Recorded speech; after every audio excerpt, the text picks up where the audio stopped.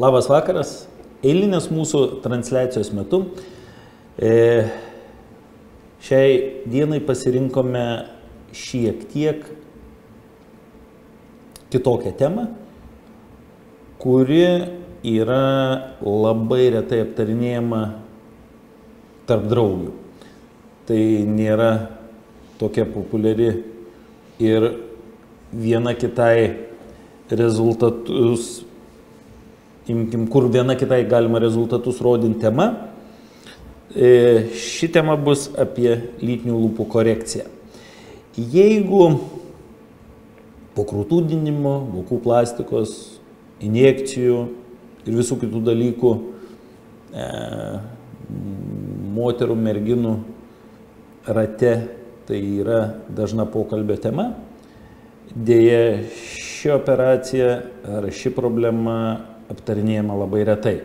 Todėl su kolektyvu apsitarę nusprendėm, kad tai turėtų būti ganėtinai įdomu išgirsti iš mano lūpų, dalinantis patirtimi, kas ir kaip.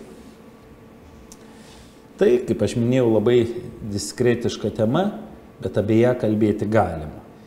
Kaip kiekvienas iš mūsų žinom, lietuviai mes esam ganėtinai kukli tauta. Tai yra viena iš priežasčių, dėl ko ši tema yra labai retai gvildenama. Bet šiaip ar taip pati problema yra ganėtinai dažna. Ir pati operacija nėra retenybė mūsų kaip plastikos chirurgų darbe.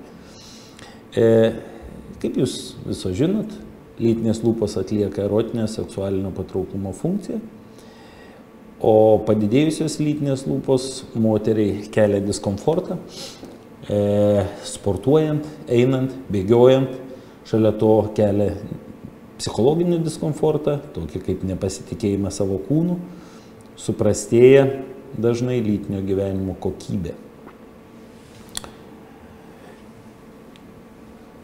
Kada atliekama korekcija? Korekcija atliekama tada, kai mažosios lytinės lūpos yra per didelės, populiariau sakant, jos išlenda iš po didžiųjų suglaudus kojas, arba kai tos mažosios lytinės lūpos yra simetriškos, arba po gimdymo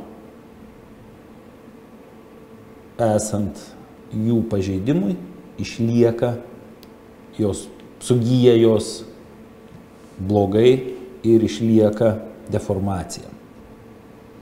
Amžiaus kažkokiu tai cenzo šitai operacijai nėra.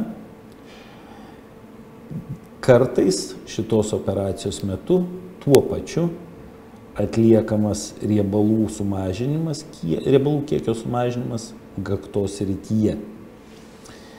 Pati operacija atliekama pacientė primigdžius. Aš asmeniškai tą darau ne tik dėl to, kad jinai visiškai nieko nejaustų, bet ir todėl, kad pacientai psichologiškai yra žymiai geriau. Operacija trunka nuo pusvalandžio iki 2 valandų. Žaizdoms susiūti naudojame tirpstančius siūlus, kurių paskui nereikia atskirai ateiti išimti. Jie iškrenta patys 3-4 savaičių bėgyje. Todėl tas psichologinis diskomfortas daugiau nesikartoja, reiškiasi ir pacientai būna paprasčiau po operacinių periodų.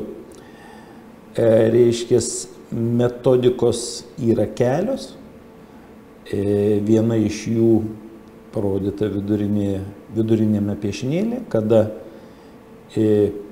pašalinamas tiesiog lytinių lūpų perteklius. Kita metodika yra V formos išpjovimas mažųjų lytinių lūpų.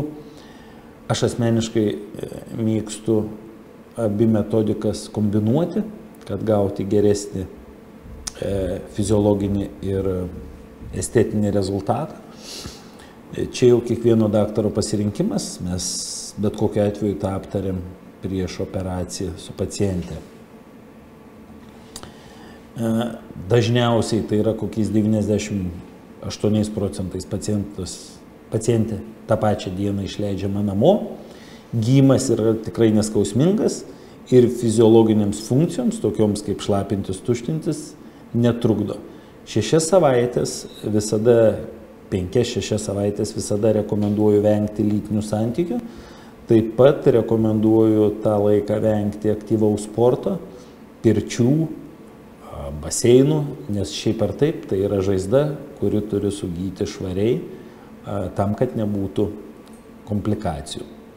Išorėje lieka keli nedideli mazgeliai, kurie, jeigu kartais nenukrenta, pašalinama po 2-3 savaičių.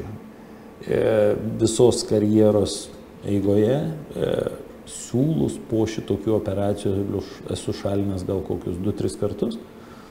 Operacijų per metus būna 30-40, taip kad labai retai.